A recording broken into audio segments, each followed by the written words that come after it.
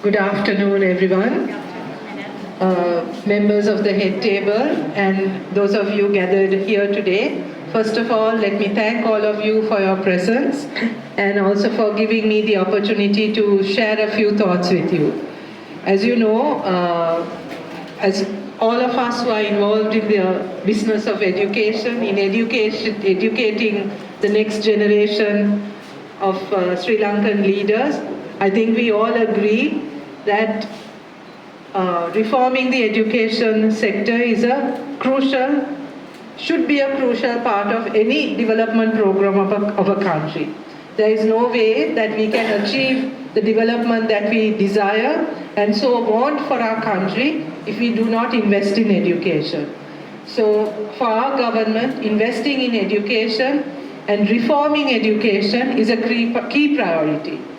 In that education reform program, our intention is to make sure that no child is left behind, that every child who enters the education system leaves the education system confident in his or her ability to participate effectively in society. Children who enter the system must have a world open up to them through education and be able to discover the many options that are available to them and have the skills and the confidence to pursue their ambition. As teachers, our aim and our responsibility has to be to make sure that those who come into our care leave with that confidence. So the education reforms that we are proposing and hope to initiate or hope to start in 2026 will look primarily at making sure that this kind of education system, an education system that opens up possibilities for our children, will be implemented throughout the country. In this program, as you know, teachers are a key resource. Education is ultimately based on the quality of the relationship between the student and the teacher. You are a key person here. Whether as a teacher, as a principal, as an administrator, you are the key change maker.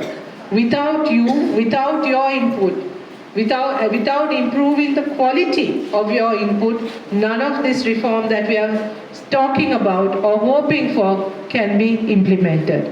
So in our view, investing in professionalizing the teacher, the services, the 5 services that are part of the education system is a key priority for us. So we were in the ministry when we were reviewing the different programs that were undertaken in the past several years with regard to education reform. I think the secretary and I were shocked to find out that curriculum reform in the teacher education sector has not happened for I don't know how many years, 15 years or more, right? So we are developing modern curriculum for the students, but the teachers who are expected to deliver the curriculum are still being trained on outdated curriculum. Right? And the resources that are available for teacher training, whether in service or pre-service, in our view, is totally inadequate. So our government is focused. One of our key pillars of education reform is investing in teacher education, in educating, in strengthening the capacity of teachers and of the administrators in the education system, and that's you. So we want to look at all the infrastructure that is available, review the curricula, and make sure that pre-service and in-service teacher training is strengthened to a capacity to be able to produce the kind of teacher that we want to deliver the reforms. So this is going to be a key priority for us.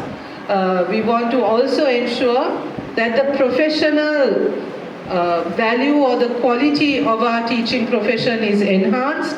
With that in mind, we are planning to introduce what is called an education council that will be responsible for uplifting, protecting, and strengthening the quality of the different services within education, whether as educators, teachers, principals, administrators, all of these categories within the education system need to have high quality management and high quality accreditation processes also, so that the teaching profession as a whole will be uplifted. We also know that you are dealing with a lot of salary issues. There was in 2022 a big campaign by the teachers to increase their salaries. Part of that salary demand was met, but there are other parts that have not yet been fulfilled.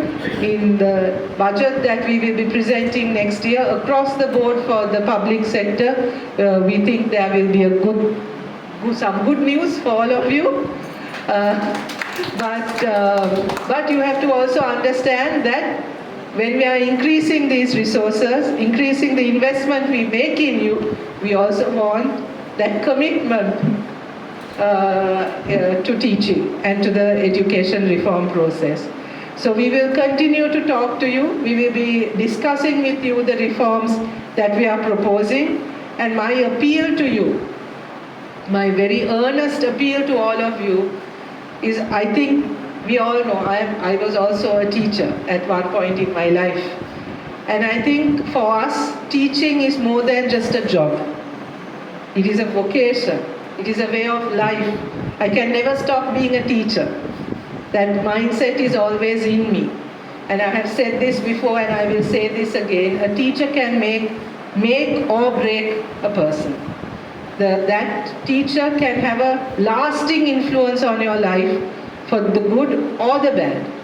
I hope that all of us understand the responsibility that we are undertaking and commit to be the kinds of teachers who will make a